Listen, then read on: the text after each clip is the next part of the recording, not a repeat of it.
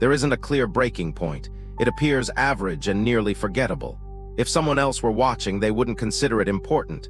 They may not even realize it happened. Something inside you shifts in weight. It feels like a small error, like if you touched something you thought was solid, but it gave way slightly. It's not enough to fall, but enough to realize that what you once trusted is no longer holding you back. At first, you dismiss it. You've always been good at it. You tell yourself it's just a misunderstanding or poor day. You've always felt that connection requires patience. Depth refers to permission. This intimacy includes imperfections, so you stay. Despite feeling uneasy and aware, you choose to stay because quitting over a minor issue feels dramatic. You've never wanted to be theatrical. Super empaths are resistant to leaving. They are unable to act fast due to overwhelming emotions. They understand context. They pay attention to subtle differences. With sufficient effort, they can explain practically anything. This moment is perilous because it does not feel harmful. This feels like a silent dismissal. It's as if you're seen but not noticed, or you present something delicate and it's handled as if nothing happened. You do not confront it. Not yet, you tell yourself you're being sensitive. You believe you didn't communicate clearly. Although you try not to make assumptions based on a single conversation, something has already been noticed. After that moment, you listen differently, more warily, as if collecting data rather than opening space. You still show up, you still care. However, a part of you has begun to stand slightly to the side. This portion does not speak. It observes. It observes how easy it was for the other individual to proceed. The memory faded soon, and it was easy to carry on as if nothing had happened. That's where the discomfort intensifies. The hurt was not caused by the words or actions. It was the ease with which it was integrated into the overall flow. It's as if your offer was insignificant, as if it didn't need attention. Super empaths don't require spectacular gestures. They don't require perfection. Individuals are aware when something important to them is perceived as inconsequential by others. Recognition occurs gradually. You may unintentionally start compensating, providing additional clarity, softness, and explanation. You attempt to bridge the gap internally, believing it is your obligation to ensure a proper relationship. This is familiar territory. You have done this before. You are good at it. However, the effort does not result in the same pleasure as before. Instead of tiredness, it causes a sense of heaviness and a lack of reciprocity. You may experience a decrease in joy. The enthusiasm around this individual automatically decreases, as if your system were conserving stuff. People often assume they are super empaths and forgive easily. In many respects, they do. They comprehend motivations. They contextualize behavior. They recognize the emotional impact of acts.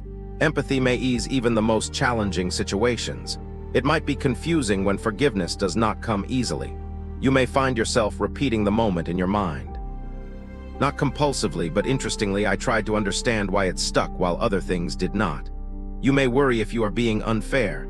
After all, nothing negative happened. No one intended damage. There was no cruelty or intention. So why does it seem unresolved? Here's the bit that most folks miss. For super empaths, the emotional milieu is as important as the event. Consider how something is held, acknowledged, and cared for.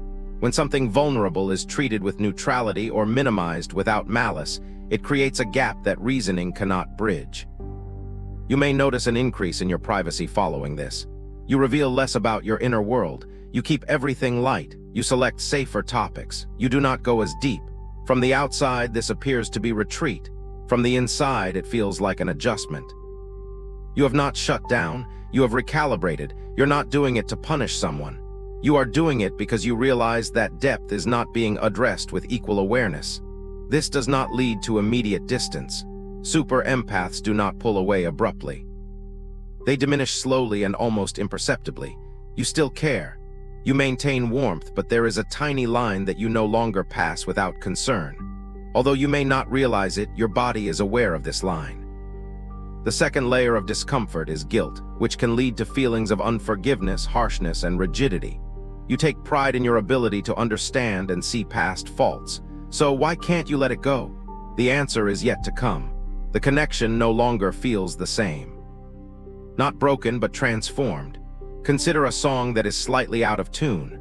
Although you can still listen to it, it doesn't settle as well as it once did. You can try to replicate the intimacy to get back to way it was. However, internal resistance prevents full return. This is not anger-fueled resistance. Discernment begins before words may be used to express it. The uncomfortable aspect of this situation is that the mistake was not significant enough to justify the emotional shift. The alteration seems irreversible. Consider asking yourself questions you don't want to answer yet. Why was something so important if it was so small? Why does an inadvertent behavior persist? Why does this feel different when I forget about everything else? You may not realize it yet, but you are on the verge of a profoundly empathic experience that is often difficult to express. For now, all you know is that something important was overlooked without being attacked or destroyed. Missing someone deeply hurts, and time alone cannot make it better. Eventually, the confusion becomes clear.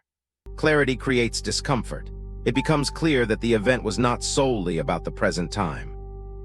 It was about what the situation showed. Here is the psychological truth. Super empaths often struggle with self-awareness. They cannot tolerate harshness as an emotional mistake. It's not betrayal. This isn't even abandonment. It's being emotionally careless with something someone trusted you to keep. Super imps do not give access lightly. Sharing authentic, compassionate, and layered content invites them into a realm that they automatically guard. When a person enters a space without awareness, attunement, or a sensation of gravity, a fundamental shift occurs.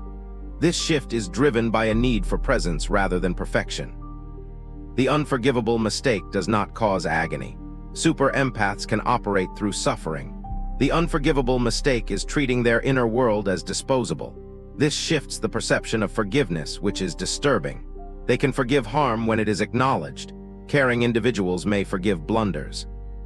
They can forgive angry remarks if they are followed by understanding. They are unable to forgive you for not prioritizing what is vital to them. The epiphany comes quietly, yet it transforms everything. When a super empath believes their depth is being handled lightly, their system responds with self-protection, which seems as detachment. They do not lash out. They do not accuse. They don't exaggerate. They simply stop providing that level of accessibility. Closed doors are rarely fully reopened. Many people are perplexed when a strong empath experiences a rapid shift in their feelings. Warmer but distant, nicer but less open, present but inaccessible. The shift occurred long before the distance was noticeable. It happened when their vulnerability was met without concern. This is the most difficult to accept. Super empaths does not always notify you when this occurs. They are not passive hostile, but just recognize that expressing the situation will not resolve the court matter. It's impossible to teach someone to understand the impact of what they've communicated. You either feel it or not. When individuals recognize a gap, forgiveness becomes less important. This is not about letting go of resentment. There are often none. Recognize a mismatch in emotional capacity. The recognition is permanent. Super empaths frequently remain after realizing their abilities, which is unsettling. They do not leave immediately. They maintain the relationship, but in a diminished form. Externally, everything appears to be fine, leading to further confusion. The empath has already grieved for the relationship they believed was attainable. They still care. They continue to wish well. They no longer put themselves at risk by handling sensitive parts. This is not punishment, it's an adaptation. It's irrevocable because if someone can't hold something, you cease giving it to them. This mistake cannot be forgiven based on moral judgment. It is neurological memory. Their system remembers how it felt to be unheld. Logic cannot override this. You may question why super empaths don't simply convey the limit. Sometimes they do. Explaining the significance of a moment may necessitate reopening it, so it is often avoided. Reopening it without assurance of care seems worse than remaining silent.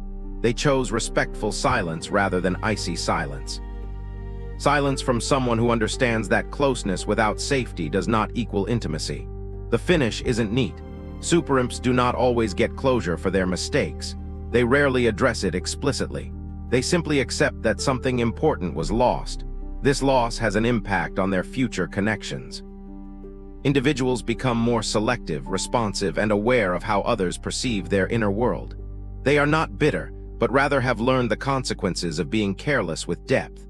The unsolved truth is this. A superempath may forgive yet never fully return, but this is not due to resentment. They realized it's no longer safe to completely arrive. Once that lesson is mastered, love remains. It changes form quietly and permanently. Apologies cannot repair this.